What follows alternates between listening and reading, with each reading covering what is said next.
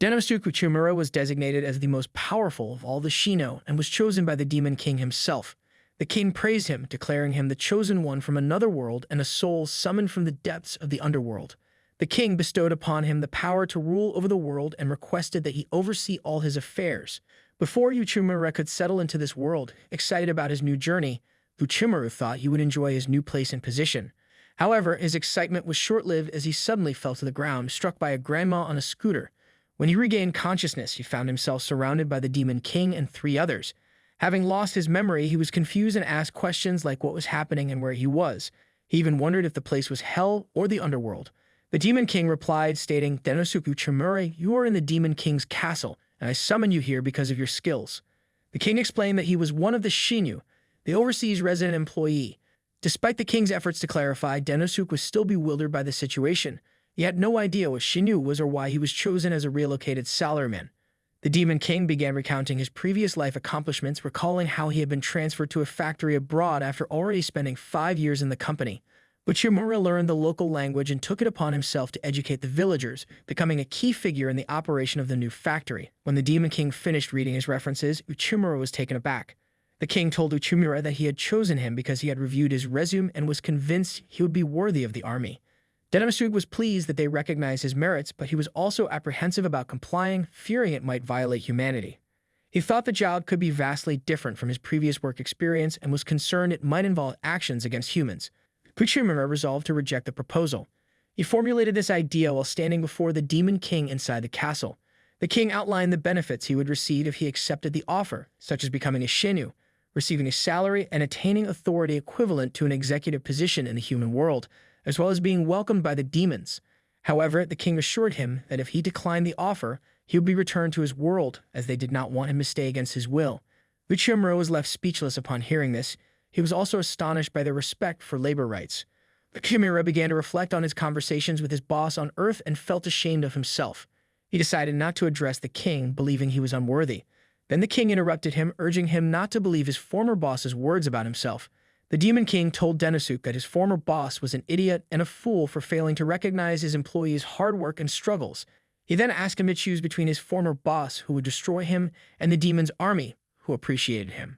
While Uchimura was still standing in front of the king, one of the stern Olander interrupted them, stating that Denosuke was a weak human and not qualified to be a Shinyu. As she spoke to the king, Denosuke was surprised by her revealing clothing. He felt disheartened when he heard Olander refer to him as a useless human, leading him to contemplate her view of him. Following Olander's remark, the king decided to give them a test. Uchimura was frustrated by the king's decision, while Olander was intrigued and excited about the test. The Demon King told Uchimura that he would devise a test to demonstrate his power so others would change their attitudes toward him, but Uchimura declined the test, stating that he lacked any kind of power. Suddenly, Olander leaped over Uchimura to deliver a chop. Wow, good camera angle, but the king intervened, saving Uchimura. He told Olander that she had rushed too soon, and that her biggest problem was her emotionality. He instructed her to observe the impact she had on Uchimura. After watching Uchimura's face, Olander felt compassion for him. However, she persisted in her refusal to accept the king's claim to make Uchimura a Shinyu, arguing that the demon's army was comprised of evil beings, demi-humans, and magical beings, not weak humans.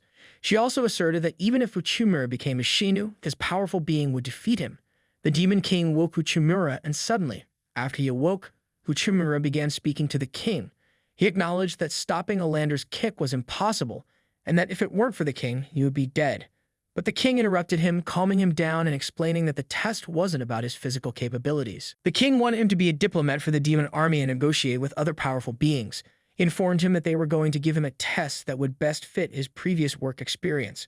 The Demon King assigned Olander as Uchimura's bodyguard, even though she was confused by the king's unexpected decision.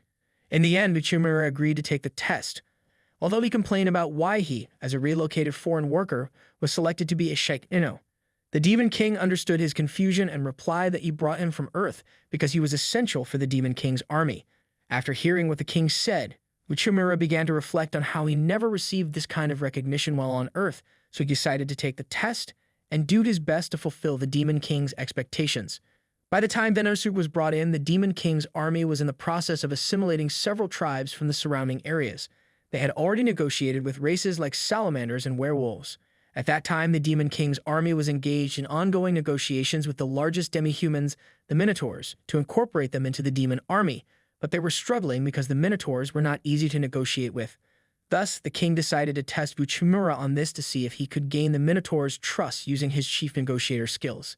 He didn't seem keen on it because it was too risky for his life, and he thought the test was even tougher than the entrance exam for a position at Google.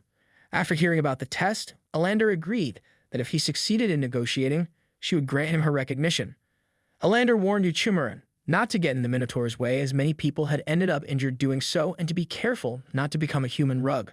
But Uchimura didn't understand what she meant by human rug. On their way to Taz's room, Alander grew frustrated with Uchimura's slow pace. But Uchimura felt frightened, recalling a story he once heard that said Minotaurs were giant monster bulls, and he wondered if negotiating with them was even a possibility. Alander explained that the Demon King's army was planning to expand its ranks by recruiting powerful beings, which is why they were trying to negotiate with the Minotaurs, but they were wild beings and hence difficult to negotiate with. Alander attempted to mock Uchimura's physical incapacity, saying he better be careful, even if he didn't die trembling at the Minotaurs. Eventually, they reached their destination. Alander opened the door and Tyrius, the leader of the Minotaurs, appeared before them. But Uchimura trembled in fright at the sight of the massive Tyrius. As soon as the door opened, Uchimura's determination and bravery plummeted to zero. He suddenly believed that the mission was impossible and that this place would be the end of his life. Alander noticed Uchimura's feelings and felt compassion for him. As a result, Alander decided to help Uchimura. Immediately after she began speaking with Tyrius, she became aggressive and started arguing with him because he claimed that there were still unfulfilled requests, even though the Demon King's army had already done a lot to satisfy his needs. But Uchimura felt upset by her poor negotiation skills. She left the space for him, but her negotiating technique had only the option of ground zero. As Uchimura was about to talk to Tyrius, Tyrius threw out two words randomly. Banana. Alander became infuriated by Tyrius's crude words and confronted him. Because of this, both Alander and Uchimura were thrown out of the room by Tyrius.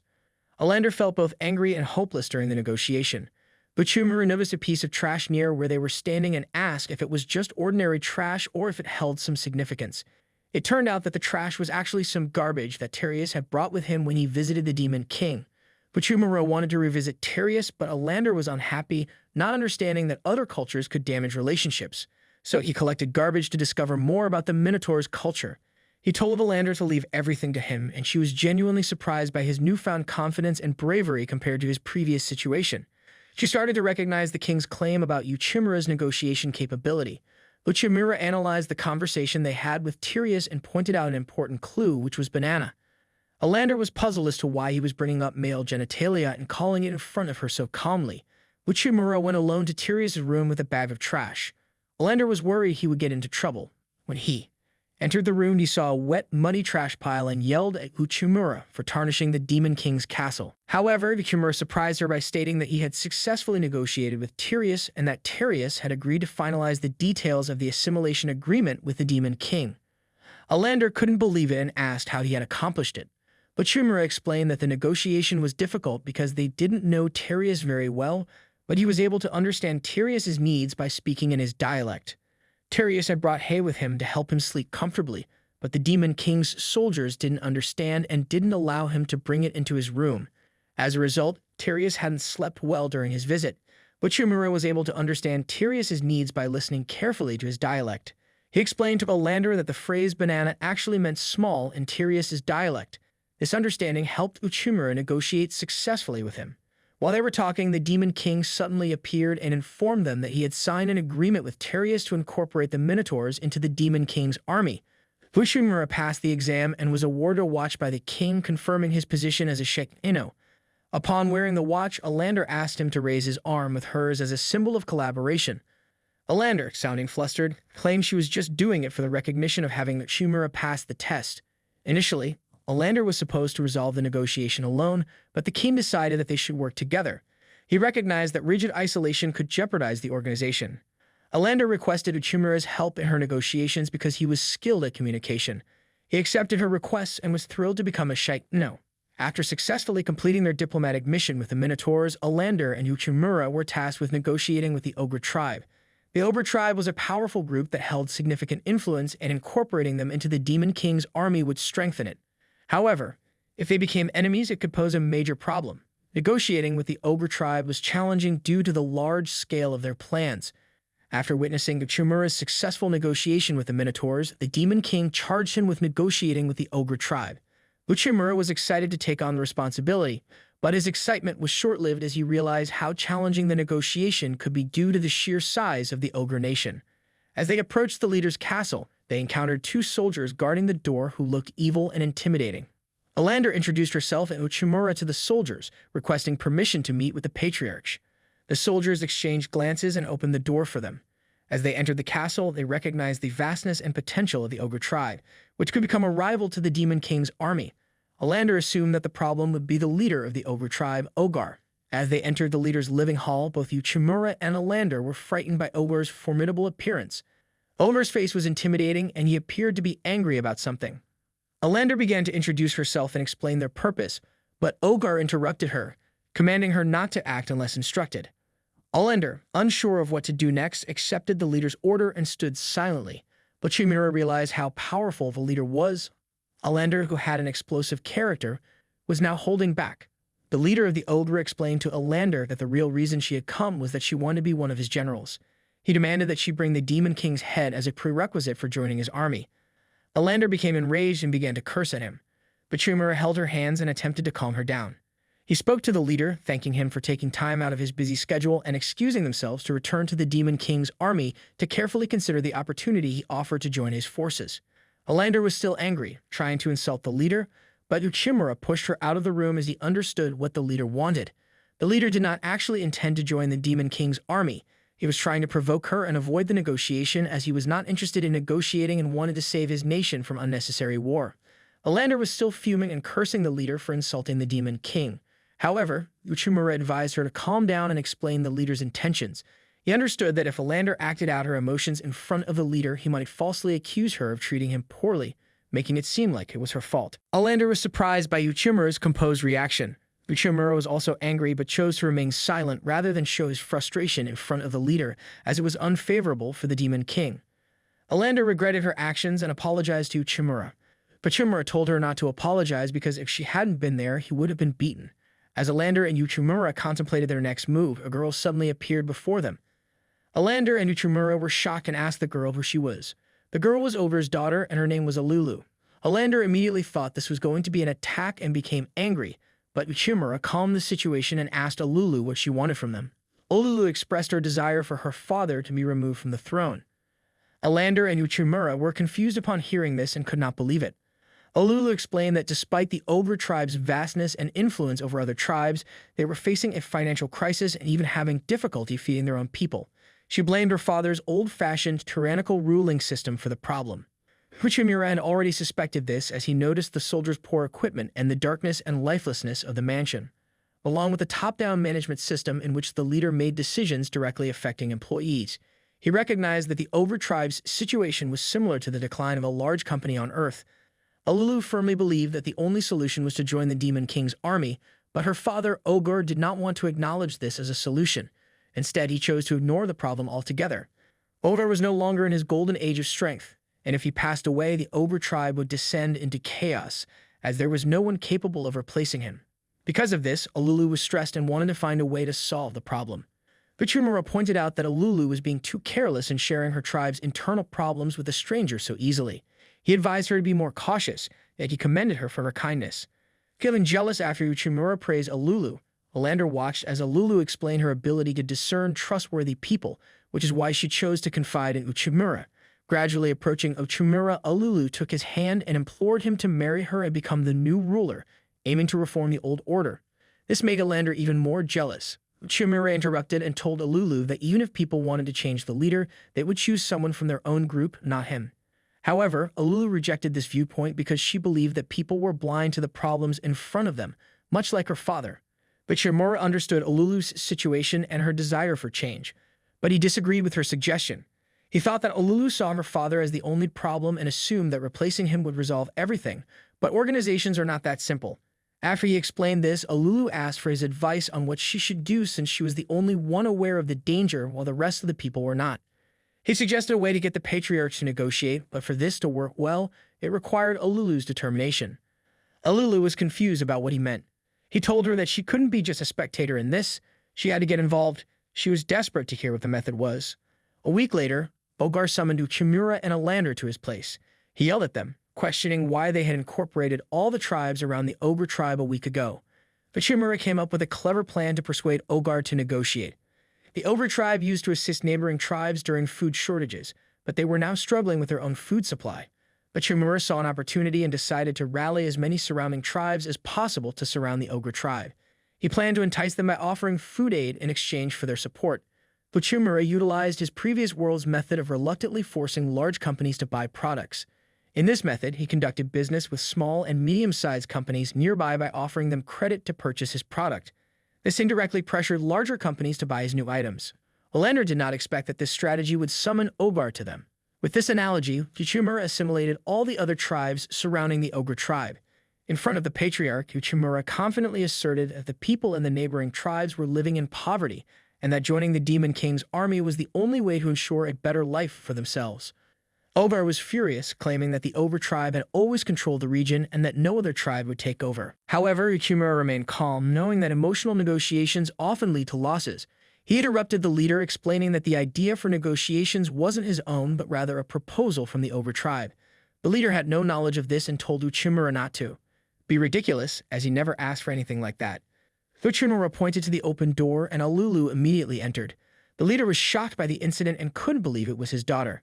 Uchimura presented Alulu as the central part of the discussion, with the surrounding chiefs agreeing on the merger by recognizing her as the patriarch's daughter. The negotiation proceeded smoothly, and the leader was amazed by his daughter's initiative. Alulu's appearance made the leader incapable of anger and misbehavior. Alulu proposed that if they joined the Demon King's army, they would receive assistance, but Ogre rejected her proposal, refusing to permit the assimilation. Alulu shouted, stating that times had changed and that the patriarch, being of old age, was unable to grasp new ideas.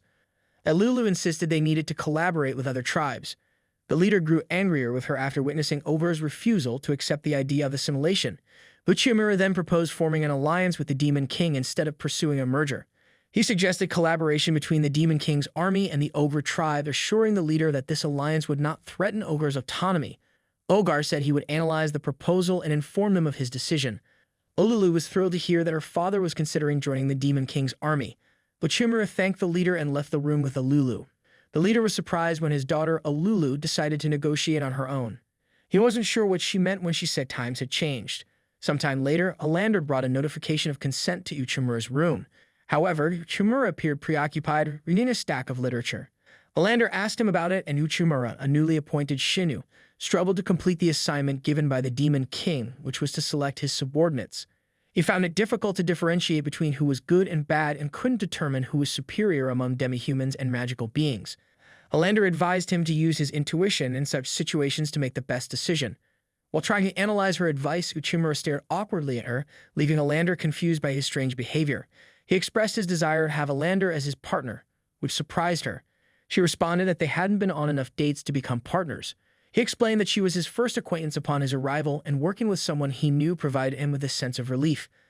Alander was delighted that Uchimura wanted her to be his partner, and she accepted his request. While they were talking, someone knocked on the door, and Uchimura went to see who it was. It turned out to be Alulu, who was happy to see Uchimura, but he didn't seem interested in her visit. He asked why she came and referred to her as Miss Alulu, as he didn't want to be involved in anything other than their negotiation. Alulu didn't like being called Miss and asked him to stop, explaining that she had been assigned as a temporary worker on behalf of the Ogre tribe as part of an alliance with the Demon King's army. Uchimura suspected that her arrival might be due to a personnel exchange clause in their agreement. Alander, who was also present, seemed jealous of Uchimura and Alulu's conversation. Suddenly, Alulu grabbed Uchimura's hand, which upset Alander. Alulu expressed her gratitude to Uchimura, stating that he was responsible for the positive changes in her tribe. Uchimura humbly replied that it was simply his duty to help. Alander, however, felt upset by his response. Uchimura, recognizing that the Ogre tribe had helped his own people, assured Alulu that he was willing to do anything to assist her. Alander, feeling envious of Uchimura's generosity, asked him to clean the room. Alulu, who was skilled at cleaning, kindly offered to handle the task. Uchimura was curious to know why Alulu trusted him without knowing anything about him. He asked her what kind of judgment she saw in him. Alulu replied that she used her intuition to trust him. But Chimera then asked Alulu to work as his subordinate, to which she happily agreed. However, Alander grew angry at this request. Chimera told Alander that it would also be a pleasure to work with her, but Alander was upset that he invited Alulu to be his subordinate. She told Chimera that she was no longer his co-worker and was instead his rival, even though they were both Shinu. Alulu became a negotiator and completed several negotiations without difficulty. But Chimera was happy with her work and was able to focus on other tasks such as writing documents and budget calculations as Alulu replaced him as a negotiator. However, Chimera faced one problem: food. The Demon King's army was assimilating many tribes and the population was growing enormously, leading to a shortage of food.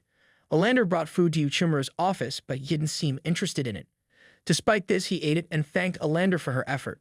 The main food source for the Demon King's army was a field in the suburbs that grew a type of grain called goi. The porridge Alander gave to Chimera was coarse because she used very little water to soak it.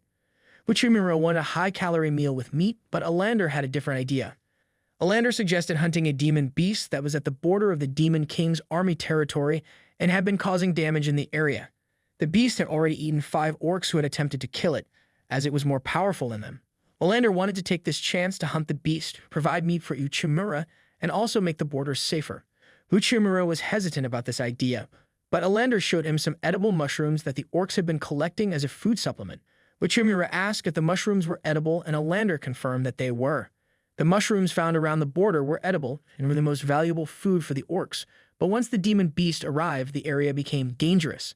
Chimera realized that the food shortage was due to the damage caused by the demon beast. He was surprised by the number of problems in this world. They heard a threatening noise from the demon beast, and Chimera panicked, while Alander remained stable. Alander instructed Chimera to retreat as she prepared to hunt the beast. Alander flew high and attacked the beast from above while the beast stood on the ground. The beast resembled a giant boar, and it could only move in 2 dimensions, with limited understanding of the 3rd dimension. Alander attacked it from above. After observing Alander, Chimera realized she was accustomed to fighting wild boars. The beast looked down for a couple of seconds before using some kind of magic to trap Alander, but Chimera was frightened and shocked as Alander was trapped. The beast attempted to bite her, but she managed to escape. The demon beast was causing significant damage and kept trying to bite Alander, even though she dodged frantically. At that moment, Chimera recognized that it would be difficult for Alander to defend herself and hunt down the beast, as she was only protecting herself. Wild animals possess body parts that help them kill their enemies, such as horns, sharp claws, and teeth, while humans, in comparison, are weak and soft. That's why humans use weapons like arrows, spears, guns, and bombs. But Chimera questioned why Alander, who was more like a human, didn't carry any weapons to fight the enemy. Alander had realized that she couldn't win the fight without magic. She used her magic, a strong light resembling thunder, and attacked the beast. But Chimera was confused by what was happening. Alander's hand changed and appeared segmented. Alander usually disliked using her magic as it altered her body and took time to return to normal, but she had no choice. The giant boar looked severely injured. As the boar weakened, Alander attacked it again. Alander was surprised that the beast's struggle ended so quickly. If Alander had cut through the beast's belly, she might have also severed its intestines, making it inedible.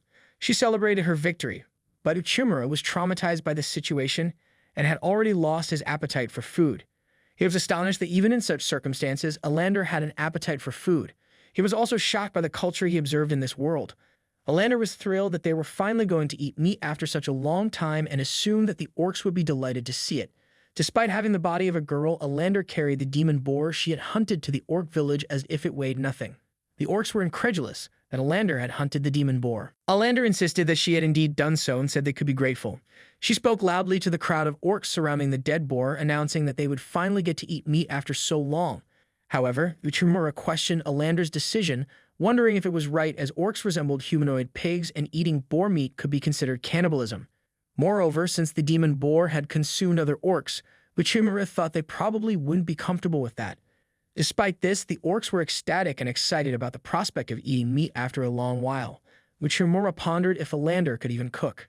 She responded that to be a Shinu now, one needed not just martial arts skills but also the ability to cook. Chimera was eager to taste something other than the porridge he had been given since arriving in the country. He asked Alander what she planned to make, and Alander stated she would roast the dead boar over fire. The meat was burning and a pillar of fire was forming. Chimera was perplexed by what was happening and informed them that instead of cooking, they were incinerating it. Alander replied that if it wasn't burned, it would be poisonous to eat. After some time, the meat was ready to eat. The roasted meat looked like a completely charred object. Uchimura tried a small piece but didn't enjoy it. He found the strong, bitter taste irritating and noticed that the juices seemed like heavy oil that lingered in his mouth. Uchimura was disgusted by the food. Allender, on the other hand, was furious with Uchimura's reaction, saying he was ungrateful and didn't appreciate the food. She was so angry that they made him eat this terrible dish. Allender told him that he would get used to it and wouldn't notice the bitterness anymore, but Uchimura was disgusted and not interested at all. He decided to cook something else when he found the roasted meat terrible to eat. He approached the orcs and asked if he could use their kitchen, to which the orcs agreed. In their kitchen, there was a communal oven, a rarity that only the wealthy could afford. They also had salt as a condiment, which was rare and warned Uchimura not to use too much of it. But Uchimura noticed a difference in eating habits between the poor and the rich. He realized that the salt was rare because the orcs were not located near the coast and had not developed trade. Uchimura asked the orcs for some edible mushrooms, and they provided him with some. He used the salt, roasted meat, and mushrooms to prepare a soup. He then cooked the meat again to ensure it didn't taste bitter. Allender watched Uchimura's every move but did not understand what he was trying to create. After Uchimura finished cooking, he invited Allender to taste it. Unlike Allander's roasted meat, Uchimura's dish was tender and delicious. Allender was very impressed and enjoyed the soft, flavorful meat. The soup was also excellent. Allender was amazed by Uchimura's cooking style and delighted in the meal. The orcs were impressed with the food and astonished by Uchimura's culinary skills. When they tasted it, Uchimura explained that to prepare the meat, he first washed it in a stream of water to remove all the blood. He cooked the boar slowly and kept it away from the fire to prevent excess oils from seeping out during roasting. Unlike Allender, who had just left the meat to burn, Uchimura offered to teach the orcs this technique if they were interested, which surprised them because they had expected a new Shinyu to be less generous. Allender was not okay with this as she believed that it would be beneath her to teach others how to cook. He explained to Allender that cooking was not a menial task. It required accumulated knowledge and wisdom passed down from those who had already tried and learned the correct way to cook delicious food. Allender realized that her country was poor because it lacked this knowledge that Uchimura was talking about. This made her very sad. The country was extremely poor and weak in comparison to the great powers around them. The people were struggling to find even basic necessities such as food. Allender believed that it was one of Shin's responsibilities to bring about change in this situation, but Uchimura also agreed with Allander's idea. As it began to get dark, Allender and Uchimura decided to leave for their own place despite the orcs insisting that they stay the night with them. Allender planned to use her magic to light up the dark night so the demon beasts couldn't attack them. Denyuk was curious when he saw Allender perform magic.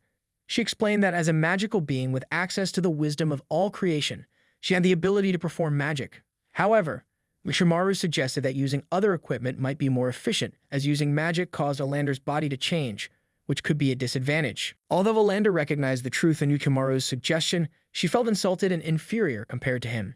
She believed that Uchimura's wisdom was incompatible with magical beings like herself, and she left him behind as she didn't have the confidence to protect him. Allender suggested that Uchimura find a bodyguard among the orcs for his journey home, and then she flew away. After reflecting on the situation, Uchimura realized that he had been inconsiderate. He understood that although Allender looked like a human, she got a different culture and ideology. He decided to apologize to her and went after her, but it was too dark and dangerous to find her. The Demon King was pleased that Allender and Uchimura had defeated the demon beasts, which guaranteed the safety of the orcs.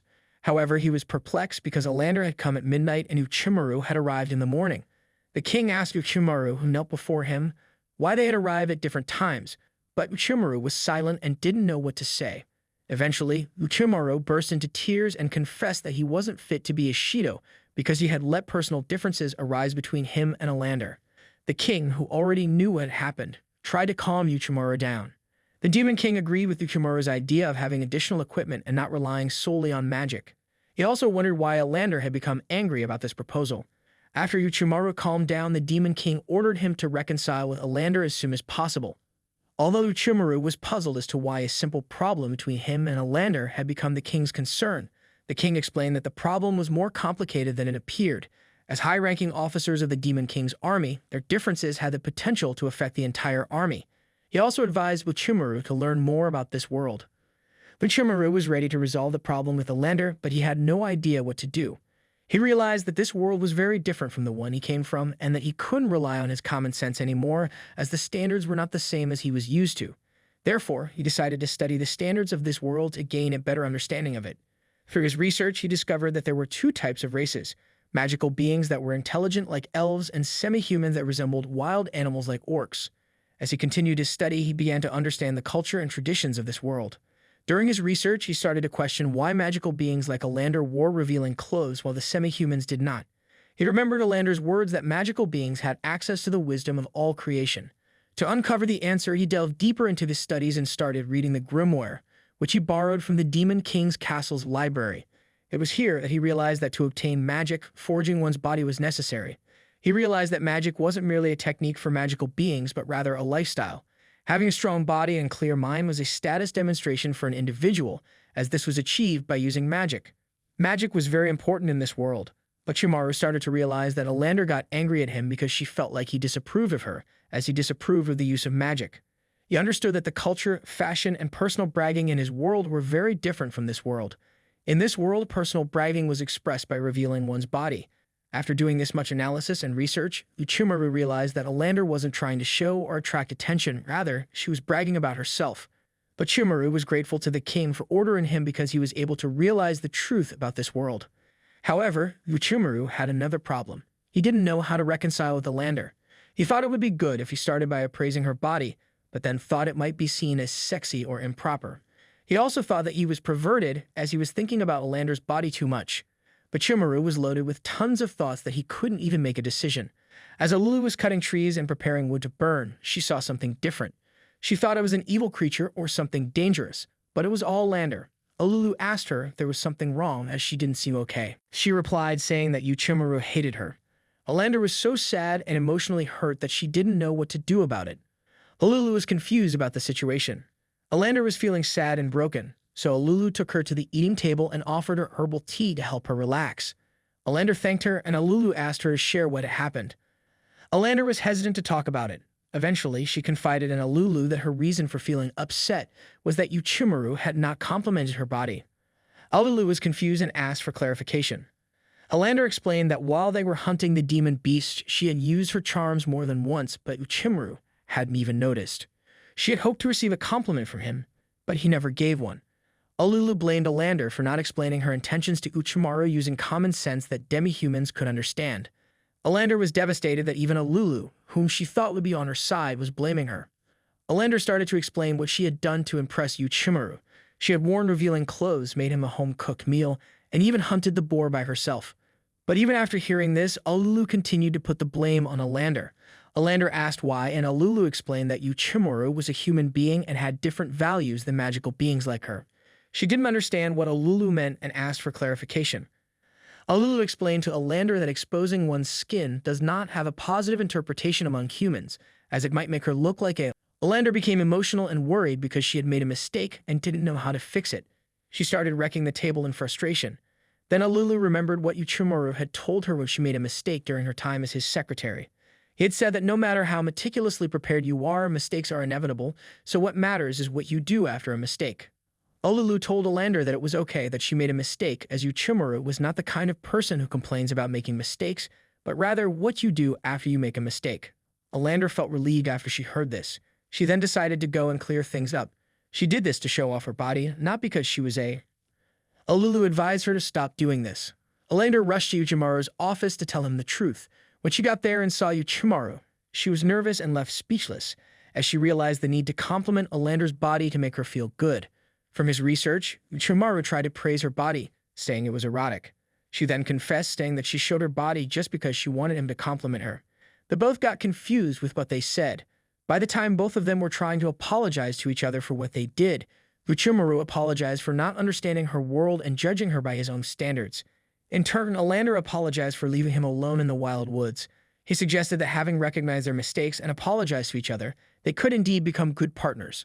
Alander, accepting his proposal and swinging her tail, interpreted this as an indirect confession of love. 2 days later, the Demon King gathered his servants in the castle and prepared a reward for Uchimaru. The Demon King prepared a reward for Uchimaru for making the unification with other tribes possible by his distinguished services. The Demon King rewarded Uchimaru with a magic light stone. But Uchimaru was happy and thankful for the reward, but he also considered Alander, as she played a huge role. If she wasn't there, this success would be impossible. He decided to give his reward to Alander.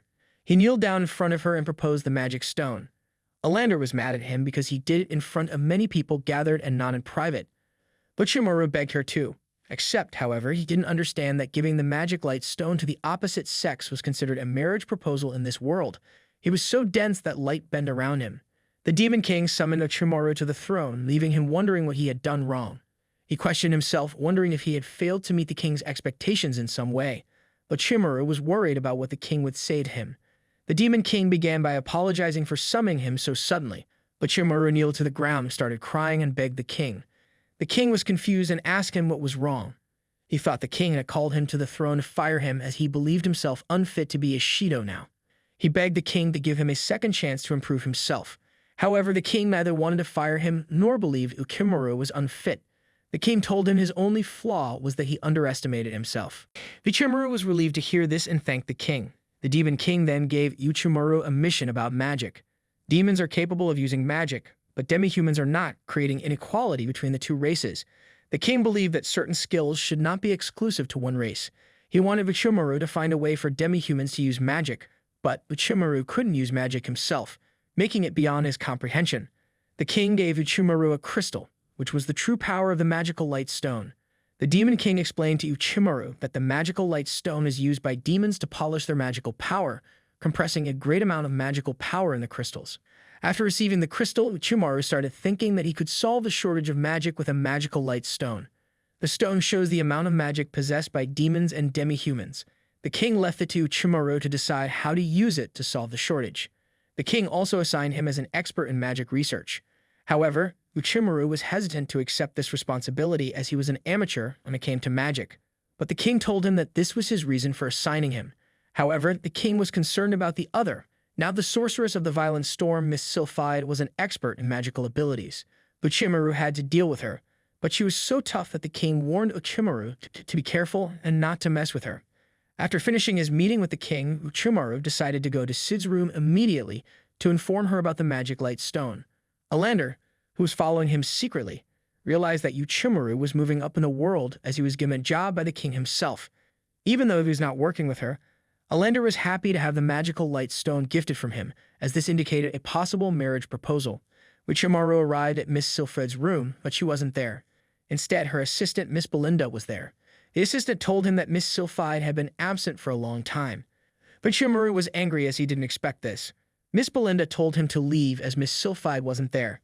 Even though the assistant told him that Miss Sylphide wasn't there, he wasn't convinced and suspected that Miss Belinda could be Miss Sylphide herself. Alander, who was watching everything since the beginning, felt so sad as she thought that Uchimaru was hitting on another woman. After letting Uchimaru in, she mentioned she was busy and asked him to speak quickly. But Uchimaru had already begun to suspect that Miss Belinda was actually Miss Sylphide in disguise. When Uchimaru told her this, she replied that she was Sid's assistant, not Sylphide herself. Despite her denial, Uchimaru was sure she was Sylphide for 3 reasons. Firstly, the glasses she wore were strange for demons to wear. Secondly, he knew the organizational chart of the Demon King's army, and there was no one named Belinda. Finally, the king had already informed him that Sylphide could disguise herself so that she wouldn't have to do her job. After hearing this, Sylphide was mad at Uchimaru for tricking her into revealing her disguise, even though she was the one who should have apologized. But Uchimaru apologized anyway, and Sylphide was impressed by his cleverness. She then admitted to being Sylphide and asked him why he came to her.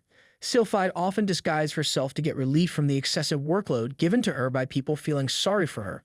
But Uchimaru asked her if she was willing to work together with him on the magic equipment he had received.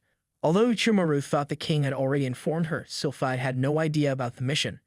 Sylphide questioned why they needed to create another equipment as they already had one. But Uchimaru was confused by this. Sylphide then showed Uchimaru a shiny diamond-looking material and explained that it was made up of minerals that allowed magic power to easily penetrate and had magical light stones embedded in it. This material could be used for a lot of things. This device was magical and the result of her extensive work. Although to contain the material Uchimaru needed to solve the problem assigned by the king, the production cost was enormous. It cost 10 million Gs to produce just one, making it nearly impossible to produce it massively. But Uchimaru was frustrated by this. Sylphide told him that he could go ahead and mass-produce the material if he had the budget to do so. Uchimaru realized that the king's order also considered this. This is where Uchimaru started to realize that the problem was about massively producing a magical tool with a huge production cost. As Sylphide had paid out of her own pocket during the research to create this material, She told him that she wouldn't pay a penny.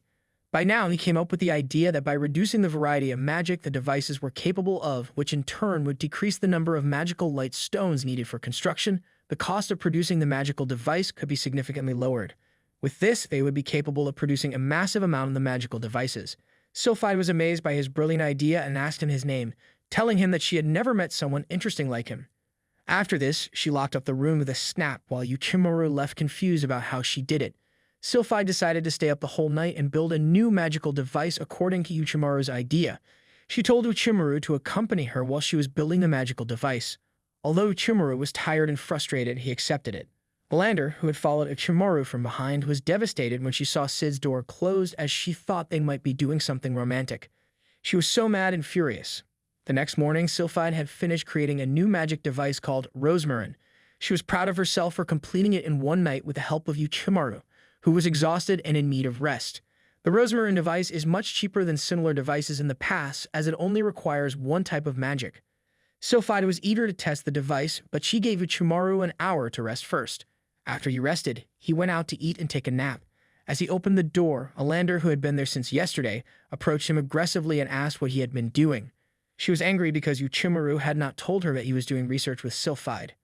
Olander thought Uchimaru was romantically involved with Solidified because he had given her a magical light stone in front of people. However, Olulu had no idea that giving a gift to a woman in front of others indicated a romantic relationship. He was confused about why he had to tell Olander what he was doing. Olander showed him the magical light stone he had given her, trying to make him remember that they were romantically involved, but he was still left confused.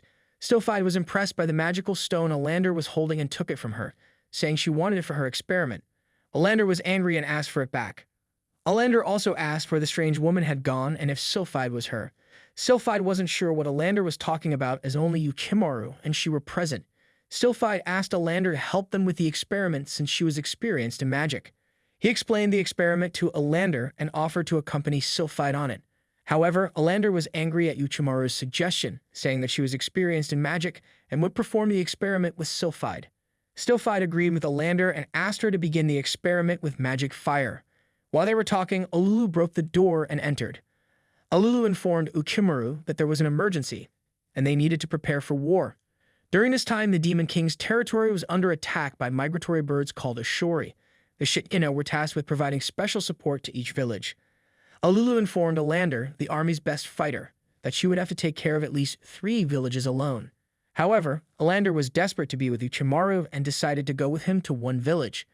Solidified saw this as an opportunity to test a new magic device. Uchimaru could smell blood, indicating that the birds were approaching. Solidified and Uchimaru went to a farming land where the migratory birds were coming in, and Solidified found it suitable for testing the magical device. She gave the device to Uchimaru to try it on the birds. He wasn't sure if the device would meet the king's order to exterminate the birds or if it was safe to use. Solidified told him everything was safe, but he realized that the country gave less emphasis on safety. Solidified showed Uchimaru how to use the magical device, and he succeeded in his first attempt. Solidified then told him to apply it to the ashori as soon as they arrived. Uchimaru threw the magic with his right hand and powered it. He hit his target once and was excited and happy, but Solidified reminded him that if he stopped after hitting once, he wouldn't kill them all. Then he used the magical device for the second time and succeeded again. However, when he tried to use it again, it stopped working. The ashori were left confused by Uchimaru's situation. He tried hard to make it work, but the magic device was overloaded and couldn't work anymore. Uchimaru explained to Solidified that the low-ranking ones were not qualified for this mission. Not only that, but the fire magic they were using could be hazardous in a grain-producing region. The farmers around the village came to see what happened, and Uchimaru told them that they could eat as much as they wanted since there was enough dead ashori meat. The villagers were very happy, and Uchimaru thought of cooking it as he did for the ogre tribe. The people of this village were demi-humans. Unlike their race, most of them were weak and couldn't use magic, except for those who held a little power. Solidified's reason for conducting her first research was to help these people. As the day was ending, both Solidified and Uchimaru were thinking of a way to stop the low-ranking stones from wearing. Suddenly, Uchimaru realized they had to change the strategy and produce as many magical devices as possible, since they would wear out anyway. They were equipped with a lot of stones, and Solidified thought they could produce many magical devices, but the land wasn't suitable to improve it.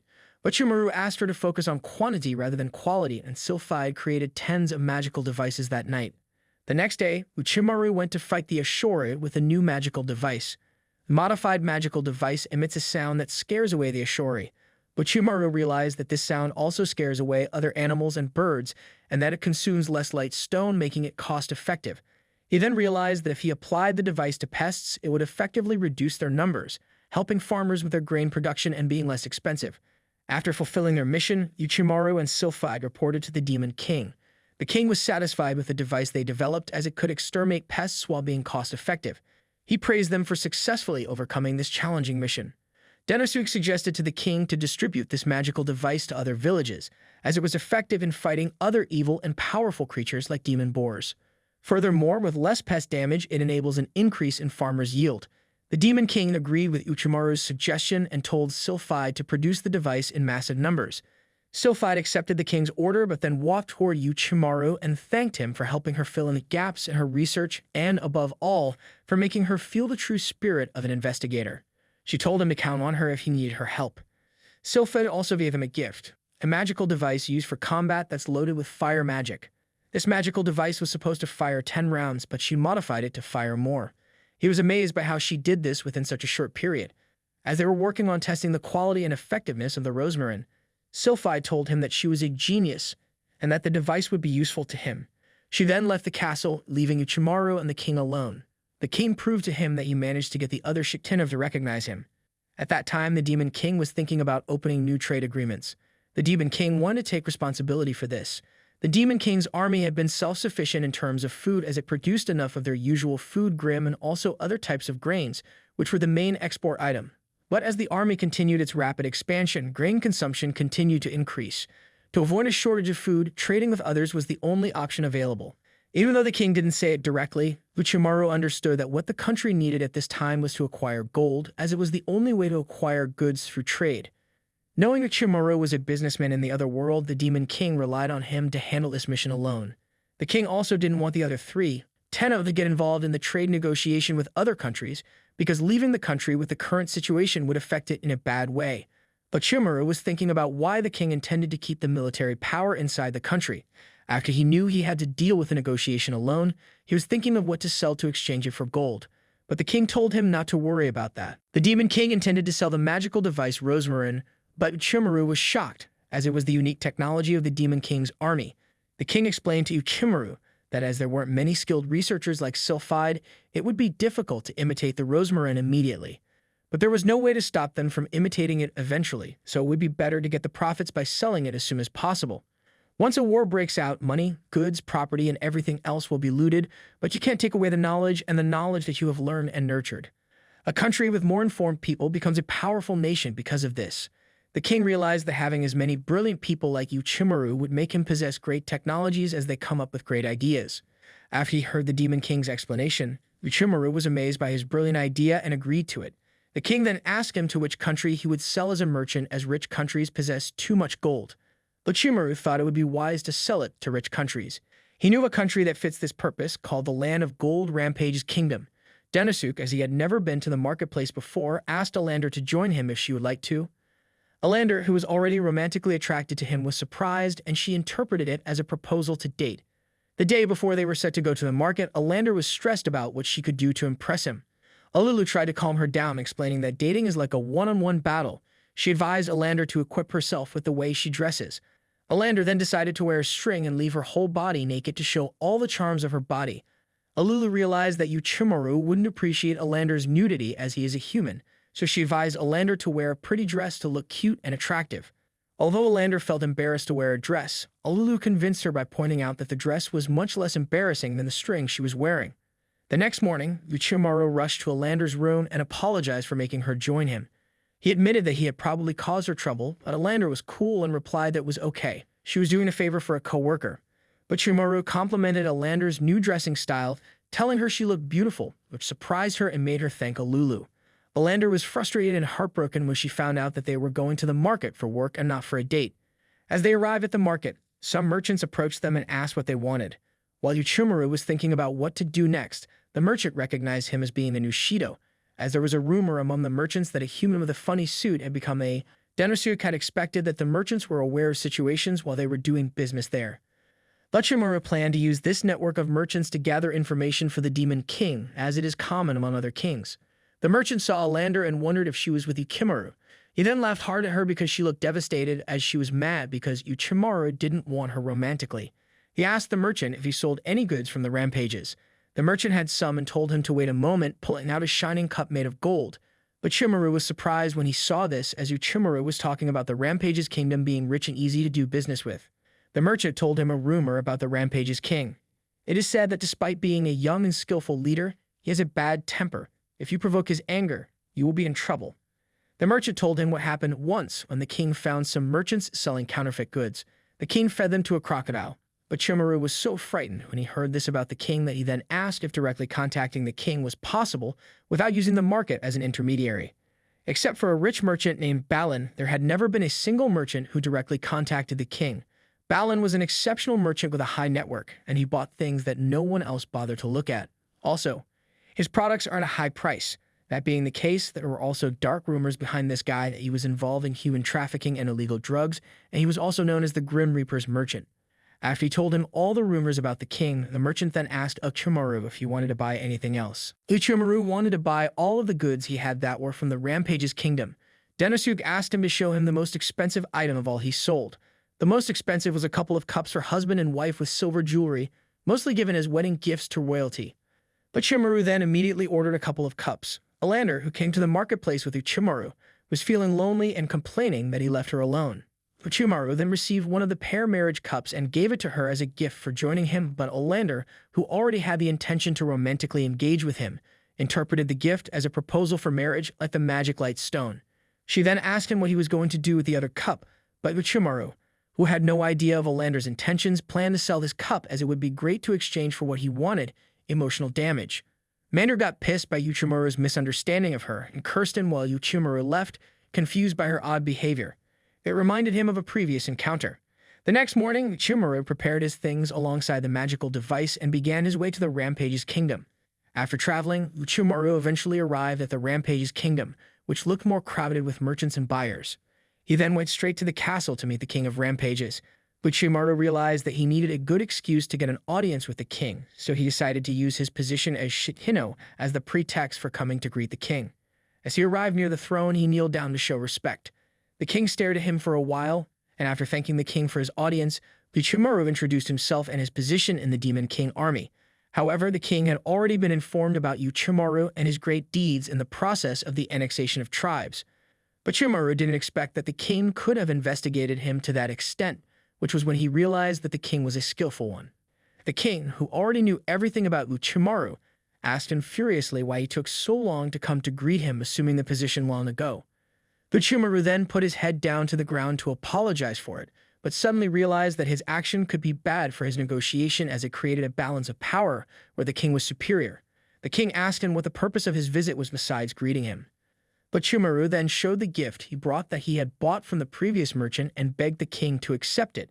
But the king looked so angry at the gift that he aggressively threw them off his face. The gift Uchimaru brought received no acceptance from the king as they were considered junk and trash. He then kneeled down to the ground and apologized. After that, he put out the magical device and showed it to the king. He explained that the rosemarin possessed the power to repel magical beasts, and that as an exceptional product of the Demon King's army, it was not available anywhere else. He then told the king that this device would help minimize the cost of hiring professional escorts to defend against magical beasts while mining gold. He tried to convince the king with this argument. The king replied that he wanted to test whether it really worked or if Uchimaru was trying to fool him. He then summoned a beast with a snap to test the device, putting Uchimaru's life on the line. But Uchimaru realized that his only way to survive was to fight the beast as it neared him using the magical device. As Uchimaru started using the rosemarin, the beast retreated but then turned to attack the king. Uchimaru tried to save the king using the magical device. Suddenly, a blast from above struck the beast, immediately disintegrating it. After watching this, the king was amazed by Uchimaru's action and became interested in buying the rosemarin.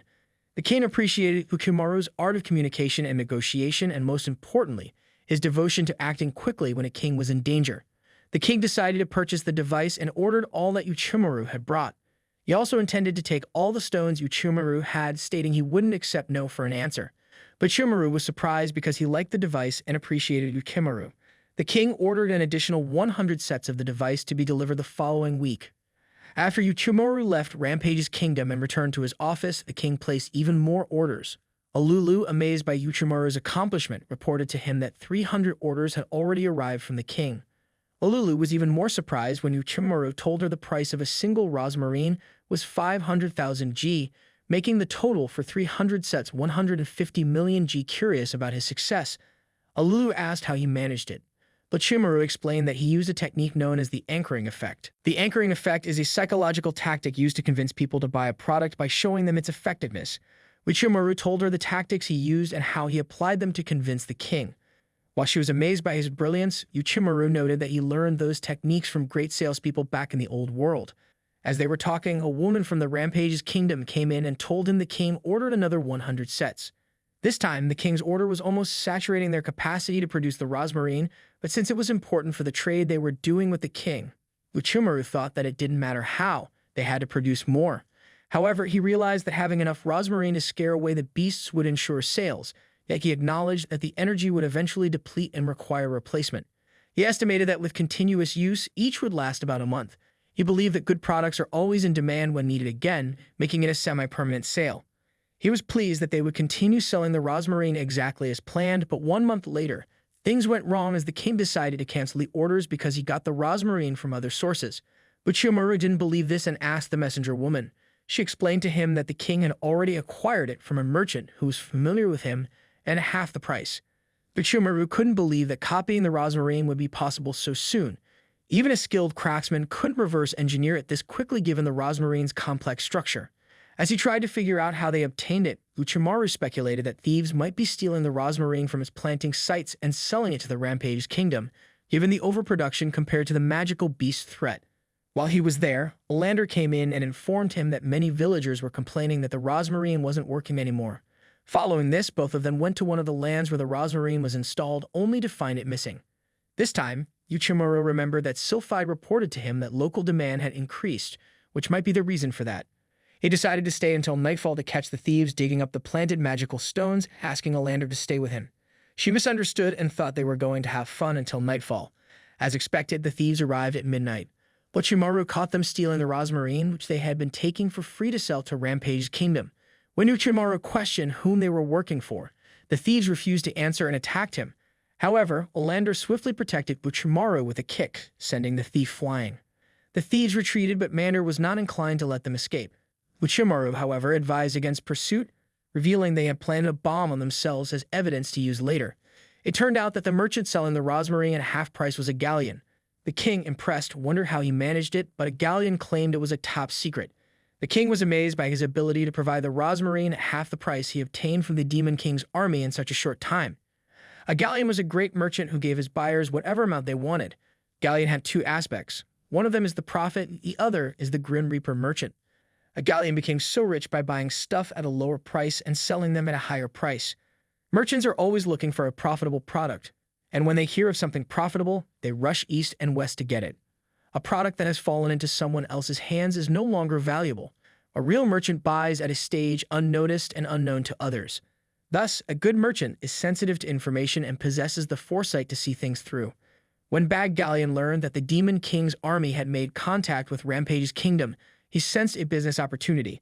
Despite the Demon King's army being small, its leader is a powerful being. If the Demon King were to take action, it could interfere with profitable business operations.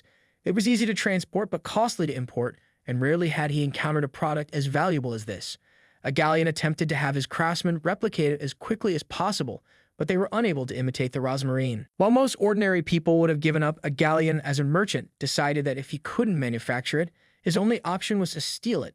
He reasoned that the Demon King's army territory must contain those rosmarins. If those seeds of profit were being sown, then he would have to harvest them himself. He sent a group of assassins to steal the stones from the Demon King's army territory with zero capital, and with the merchandise being the same, he could sell them for half price and still make a significant profit. Bag Galleon acknowledged that Uchimaru was skilled as a merchant for the Demon King's army, but deemed it useless since Galleon could plunder all of Uchimaru's efforts. Although Bag Galleon knew his actions were dirty and despicable, he believed there is no right or wrong in business. He also understood that the Demon King's army would find out sooner or later, so he knew he had to recognize when to draw the line. Suddenly, Galleon was forcefully taken to the king's throne by the king's order, leaving Bad Galleon confused about what was happening. The king, in front of Bad Galleon, crushed the rosmarin, claiming they were not working. Bad Galleon attempted to make excuses, which infuriated the king. The king demanded an explanation, accusing Bad Galleon of supplying an inferior product. Confused, Bad Galleon, knowing the products he stole from the Demon King's army were genuine, wondered why they appeared fake and suspected a setup. The king then invited Orochimaru to the throne. Orochimaru stared at Bad Galleon with a tense gaze and introduced himself to him. Orochimaru introduced himself as one of the Shinyu of the Demon King's army, but Bad Galleon was taken aback, realizing that someone could suddenly be appointed as one of the Shinyu and also have many achievements. Despite initially thinking Orochimaru appeared weak and powerless, Bad Galleon knew not to underestimate him, given the rumors of Orochimaru's ability to subdue minotaurs, the leader of the ogres and other formidable creatures. He understood that the most dangerous man in the Demon King's army was Orochimaru. Orochimaru revealed that they had experienced several incidents of someone stealing the rosmarin. To counter further thefts, they used a dummy resembling the rosmarin but lacking magical power. Orochimaru explained that by placing it prominently alongside the real rosmarin, they significantly reduced the damage from thefts and questioned how Bad Galleon ended up with these dummies, realizing he had been caught by Orochimaru and had no escape. However, Bad Galleon did not despair. He pleaded with the king for mercy, determined to survive this ordeal and start anew, erasing the true merchant spirit of never giving up. Bad Galleon was prepared to endure any humiliation to live through this, vowing to himself to survive regardless of the degrading acts he might have to perform before the king. But the king delivered the verdict of the death penalty, casting a lightning cage around Bad Galleon, imprisoning him, and then summoning a crocodile that fell from the ceiling, attempting to kill Bad Galleon. Bad Galleon tried to escape from the crocodile, begging for help and expressing a desire to see his children. Suddenly, a fireball struck the crocodile, saving Bad Galleon, which led the king to question why Orochimaru had intervened. The king felt insulted by Orochimaru's actions, accusing him of daring to defy the king's decree. The king intended to expose Bad Galleon's misdeeds and allowed Orochimaru to speak, but he did not permit Orochimaru to challenge his judgment. Orochimaru insisted he had a reason to interfere and urged the king to listen. Agreeing, the king surrounded Orochimaru with lightning dragon magic, demanding an explanation. Orochimaru then warned that eliminating Bad Galleon could lead to the destruction of the king's kingdom, leaving the king confused by his statement. The king, unsure of Orochimaru's intentions, stated that many merchants wished to do business with his country and saw no value in Bad Galleon. Orochimaru then introduced the concept of orange powder. He explained that Rampage's kingdom, relying on gold mining, had seen a decline in gold production and quality. The key to efficient gold extraction from minerals was this orange powder, activated by magic power to isolate gold. With Bad Galleon being the sole handler, the king believed he could source the powder from merchants other than Bad Galleon. However, Orochimaru revealed that the largest supply of orange powder came from the distant country of Toki, which now restricted its export due to past civil wars over this scarce resource. They were extremely cautious about exporting their resources, but Bad Galleon was the only merchant allowed under these circumstances after the wars when the country was devastated and lacked international support.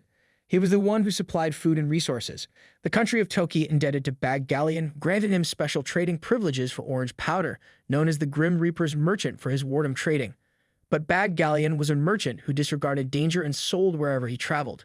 Crucially, navigating through many countries to reach Toki required a merchant capable of unpro passage, making Bad Galleon's execution a significant loss due to his unique skills and track record. The king didn't understand why Orochimaru brought up this point, seeing no relevance between Rampage's kingdom and Bad Galleon and the Demon King. But Bad Galleon concurred, acknowledging himself as a threat to the Demon King's army and seeing no reason for Orochimaru's assistance. Orochimaru explained his philosophy of helping those in trouble if he's in a position to do so without regard for profit or loss. The king found this amusing, laughed tiredly, and decided to retire to sleep, inadvertently sparing Bad Galleon's life.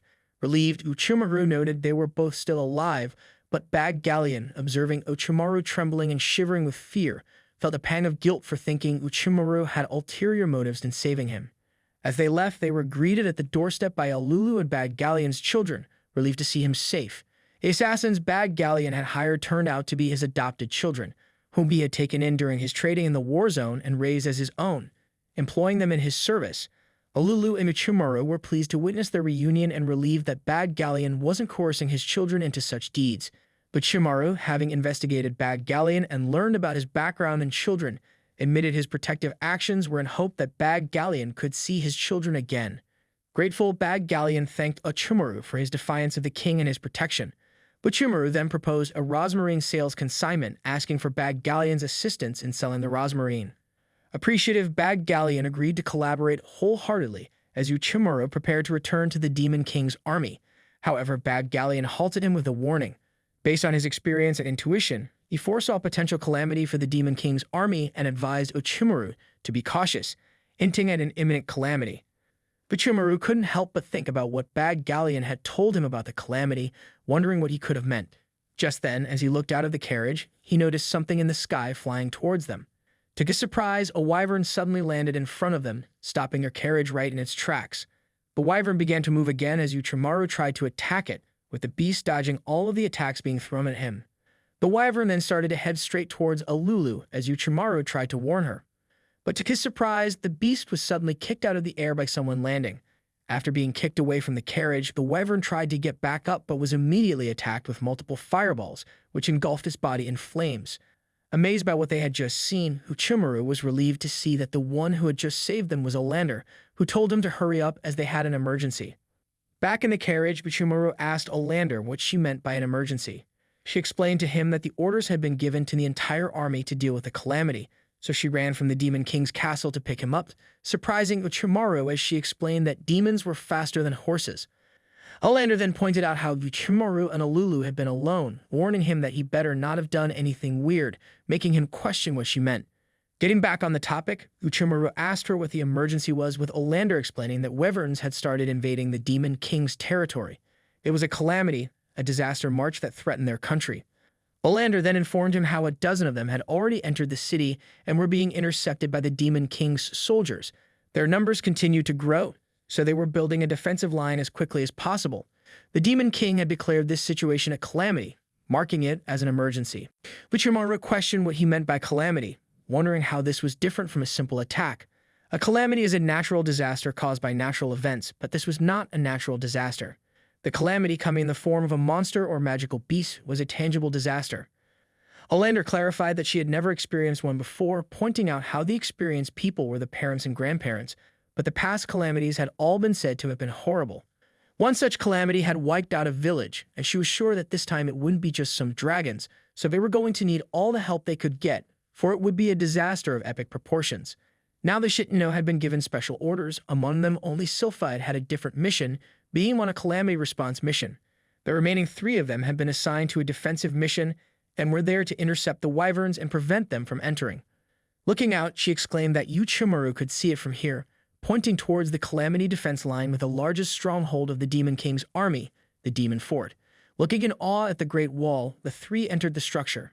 Olander explained how the huge fortress was built along the mountainous terrain and that there were 2 of the same size side by side. The 3 were then greeted by a hooded figure who noted how this was the first time that Uchimaru had participated directly. Taking off the hood, revealing her long black hair and cat-like ears, the woman introduced herself as Genoma, Earth's crust defender, and the only one of the Shah who was a demi-human.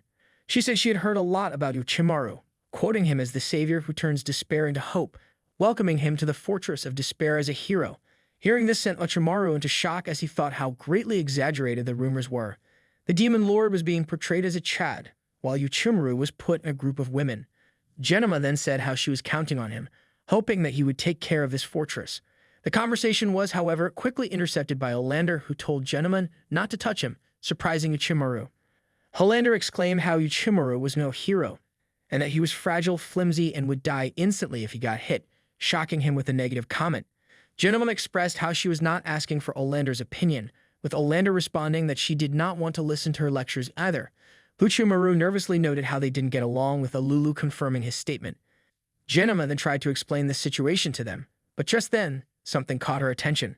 The bells in the tower started to ring as the troops declared that the flying dragons had attacked, surprising Genoma on how quickly it was happening.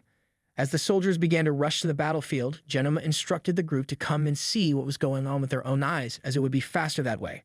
Getting on top of the wall, the soldiers began to get ready, getting into positions and preparing their spells.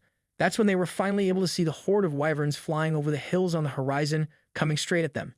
Getting the enemy in sight, the troops began firing, missing the first few shots as the wyverns dived in for the attack. Startled by this, the troops began to fall into disarray as Olander watched over the situation. Seeing the troops in a panic, Olander charged into the fight, shooting multiple fireballs at the wyverns and taking care of one instantly before proceeding to punch another one in the face. As Uchimaru and Alulu watched Olander fight, a wyvern suddenly attacked them from behind. As Olander tried to warn the two, the wyvern was, however, stopped mid-attack as an arrow pierced its eye, making it scream in agony. Looking over to find Genoma as the one who fired the arrow, Uchimaru and Alulu watched as she managed to cut the head of the wyvern cleanly off with a single slash of her knife. Genoma then commanded the demi-humans to keep their distance and draw the wyverns towards the demon and then attack, with the troops following suit. After the battle had ended, the troops retreated back into the walls in order to treat the injured and serve food to the hungry soldiers. Seeing the busy atmosphere, Alulu left to help out the people with the chores. Olander commented on how they had been overworked today, with Uchimaru quietly watching over the condition of the soldiers. After some time, Uchimaru made his way back up the wall, finding Genoma there standing on the lookout. Uchimaru informed her that he had brought some food for her, but Genoma turned down his offer, saying she would eat later as she didn't eat as much as the demons. However, she pointed out how Uchimaru was useless on the battlefield, questioning if he really was a Shikino, with Uchimaru clarifying that he was a non-combatant. Genoma then said that she would let him do something other than fighting, asking Uchimaru about what he thought of this fortress. Pondering over her question, Uchimaru replied how from his point of view, as a non-combatant with a short observation time, he was willing to offer her his opinion, explaining that if the fortress was to continue as it was certain to fall in a few days. Hearing this, Genoma asked Uchimaru to provide her with more details, as he explained how this fortress was a mixture of demons and demi-humans because of the predicament of the situation. He noted that the fortress would not fall because of an enemy attack. It would collapse because of internal enmity due to the fight between demons and demi-humans. Uchimaru pointed out that there were 3 reasons for this. The first being tactics. The more people they had, the stronger they were, and that is why they had gathered them together, regardless of whether they were demons or demi-humans. However, the tactics of demons and demi-humans did not match. The demons tended to use magic, centralizing orders to a single commander, so it would be difficult to respond flexibly even if she were to take control. Demi-humans, on the other hand, use weapons, with each race fighting in small groups, making smaller units more flexible, but less effective. Combining different species was not a bad thing, but unplanned mixing of different species was a bad idea. It was the worst possible situation, obstructing each other. The demons were wasting time shooting magic from out of range, while the demi-humans were forced to fight in melee, which they were not very good at. It was a tactical mistake that killed their strength and accentuated their mistakes. In other words, a tactical failure. The second problem was logistics. To sustain an army, they needed a lot of supplies, and as the situation was, they did not have enough supplies, especially food and water. This was due to the mixing between species. The difference in their consumption was causing shortages. Demons consume an excessive amount of food, probably due to their great physical strength and the use of magic, but it was this difference that caused the problem. Whether they were in combat or not, soldiers needed to eat. The more food demons consumed, the more of their reserves were depleted, thus reducing the amount allotted to the demi-humans. Genoma chimed in, saying that she had something to add, asking Uchimaru to look at the other side, pointing to the fortress alongside. She explained how they defended themselves in the same way, and they only had to defend themselves once, while this side was on its 5th time. Every time there was a battle, they consumed more rations, but when they asked the other side to share their food, they became hesitant, but it was necessary to maintain order. Uchimaru explained how this brought him to the 3rd reason, the psychological challenge, the one rooted in racism. The 2 species were in conflict, for there was a gap in treatment, culture, and status. On top of that, there was the fact that this was a war zone. Normally, people tend to have their emotions under control, but on the battlefield, there is no room for consideration or discretion. They say that when you work together, you form bonds, but that is unlikely. Negative feelings are hard to get rid of, so it would be suicide if they tried to shove the issue and incorporate them into their tactics.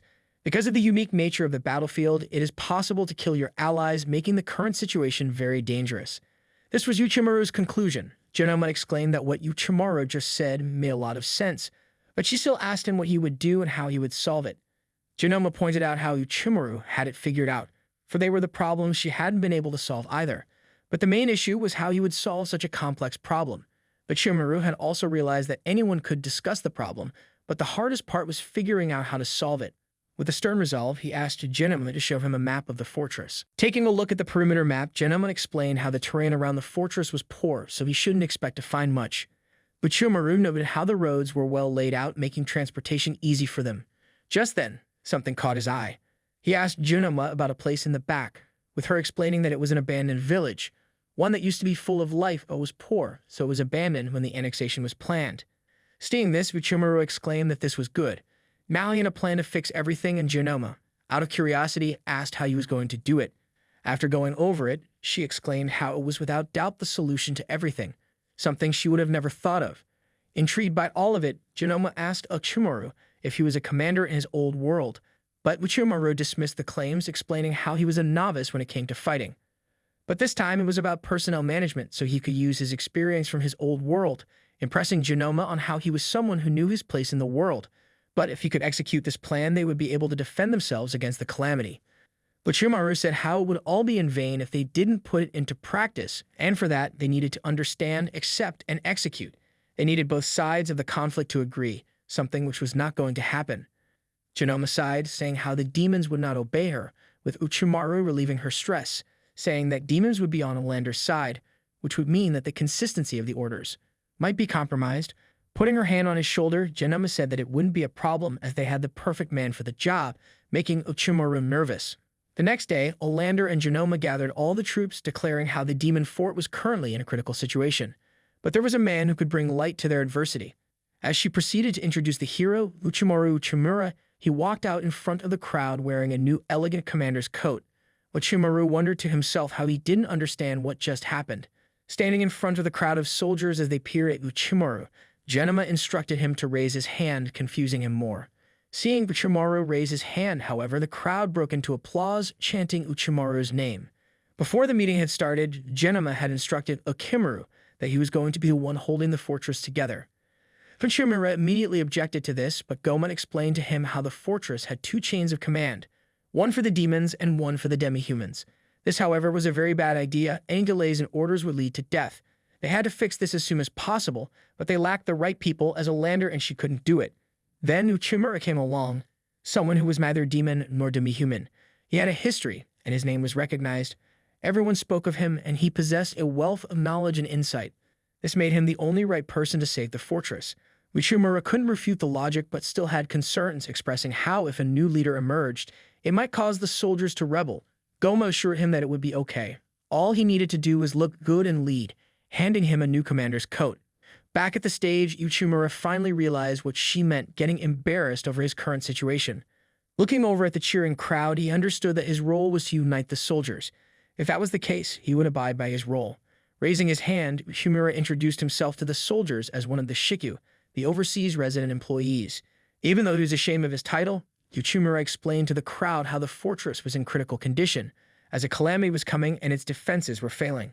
The major cause of this was the fact that there were demons and demi-humans. They should work together to fight them, but that was impossible. They had been at each other's throats for years, feuding. It was not easy to solve that situation. One situation didn't change another. But now a calamity was looming over the country. He wanted to protect them and save this country. If there was no conflict they could fight, they must have thought of this as well.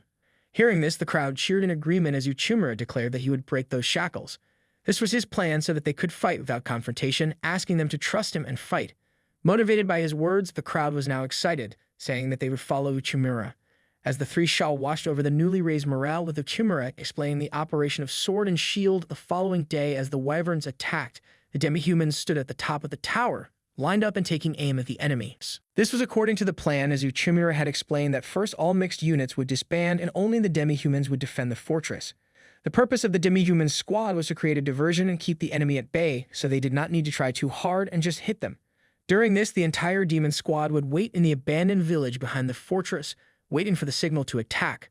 Upon receiving the signal, the demon squad mobilized, attacking the wyverns with magic and successfully taking down the beasts. As more wyverns came, the demon squad kept pressing, intercepting the enemy as fast as possible. Demons were very agile, so they were going to take full advantage of their agility. The purpose of this was the division of labor between demons and demi-humans, separating the roles so they could focus on each other's battles. Due to this, there was less conflict and fewer coordination problems, resulting in increased combat power. At the end of the battle, the soldiers rejoiced that they had crushed the wyverns without taking any damage. The demon squad was then commanded to return, and the demi-humans were tasked with resupplying. The soldiers still couldn't believe that they had such a hard time before seeing the amazing results before them. Goemon couldn't believe that they had made it this far and how the operation had transformed the squad. But Uchimaru explained to her that it was thanks to their strategy that he was able to show his true fighting ability.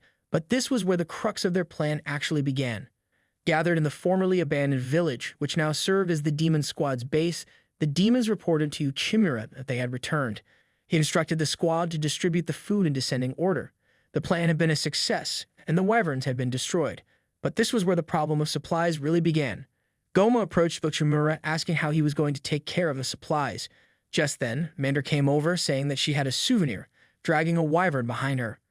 Olulu exclaimed how she was covered in blood and should be clean, but Olander was more fixated on the meat. First, Chimera said they would be using the wyverns for food and supplies, with Janona pointing out how if not for Mander, they would have died that day. The thing that Chimera was most concerned about was overcosts. From here onward, it was all about cutting costs. Then there was also the matter of dead stock at each fortress. Meanwhile, at the lake on the outskirts of the town, Olander was getting ready to take a bath, with Olulu offering to wash her laundry, asking Mander to please give it to her.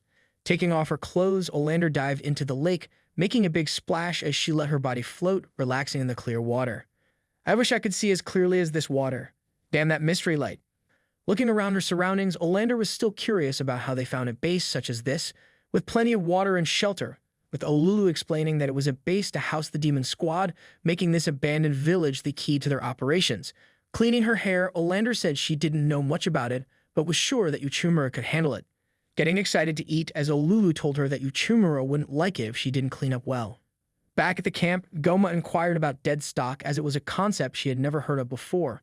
But Chimera explained that dead stock, or in other words, dead storage, in this case referred to the supplies that were not being used efficiently. Previously, the Demon King's castle had sent supplies to each fortress, but each fortress used a different amount, resulting in cases where there were surplus and shortages. That was why they were optimizing logistics. The demon squad would be placed in a new position. Instead of being scattered in the fortress, they would pick up the supplies from there and distribute them to the fortresses. This meant that the demon squad, who were the most consumed, would be replenished with the right supplies, and because the number of communications with the fortresses would also increase, they could also transport the right amount of supplies to the front.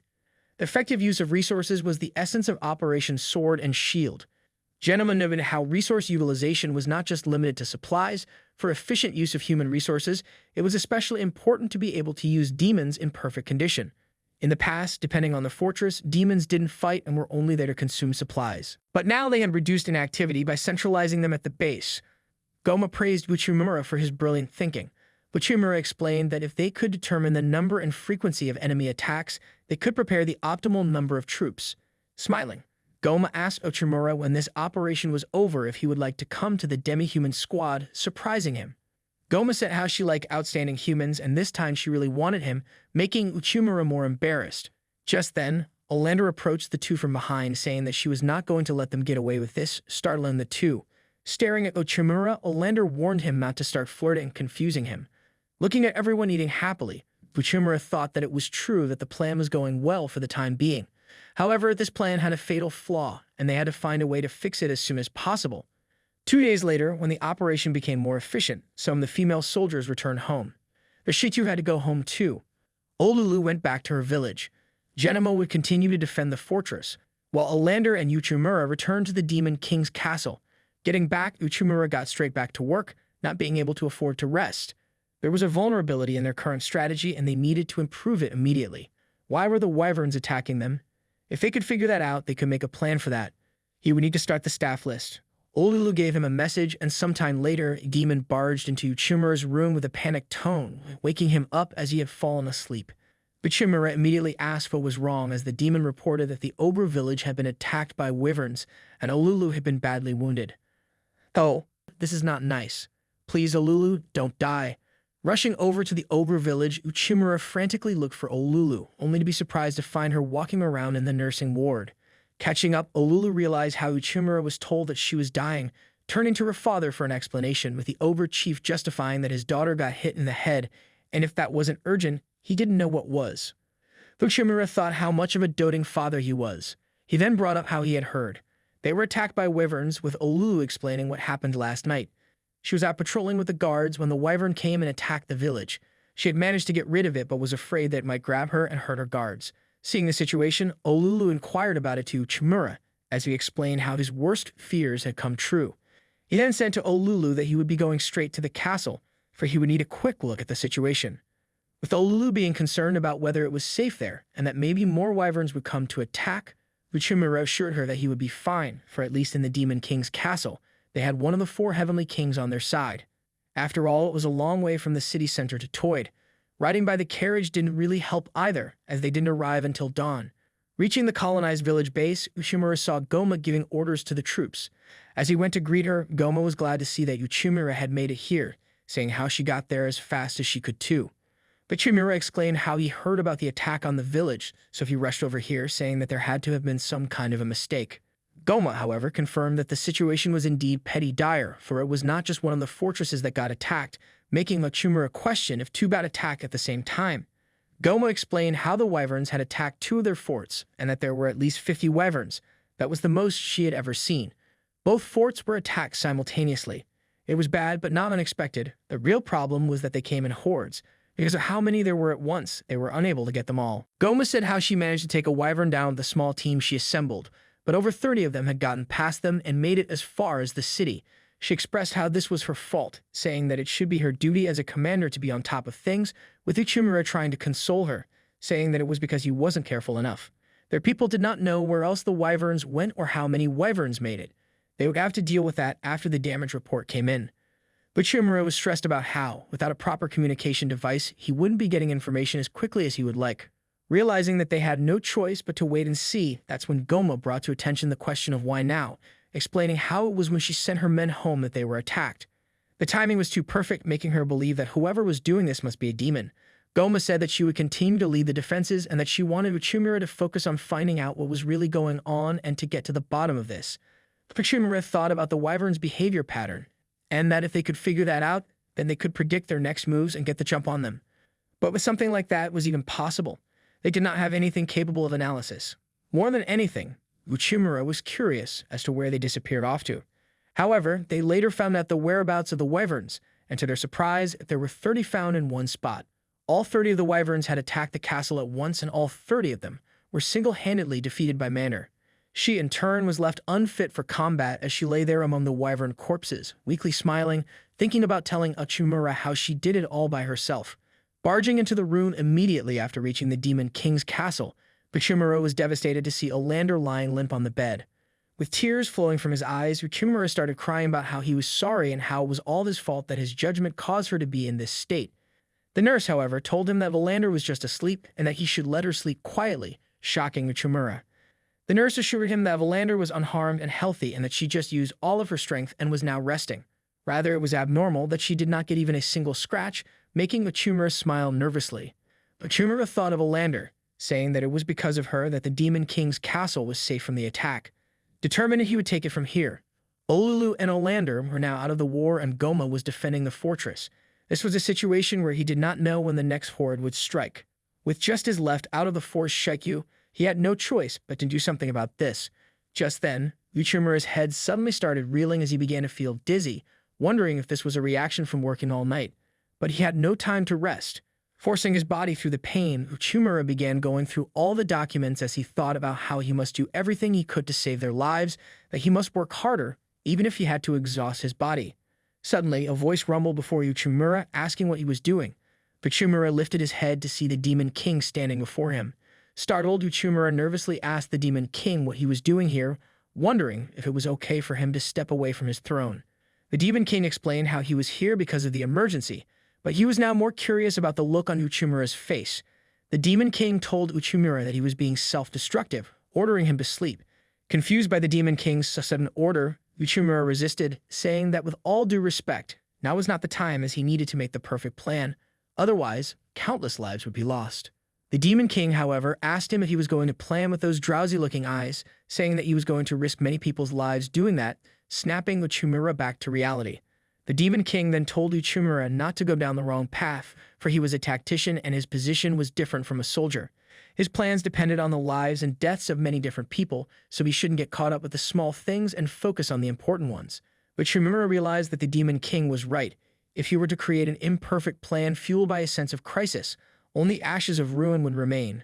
But Uchimura then accepted the Demon King's order, declaring that he was going to sleep as he went to lie down in his room. While drifting to sleep, Uchimura wondered how the Demon Lord even got into his room. He didn't even know, realizing that it was an illusion, as the demon lord was highly skilled at using illusion magic. But it was still amusing to see him use it.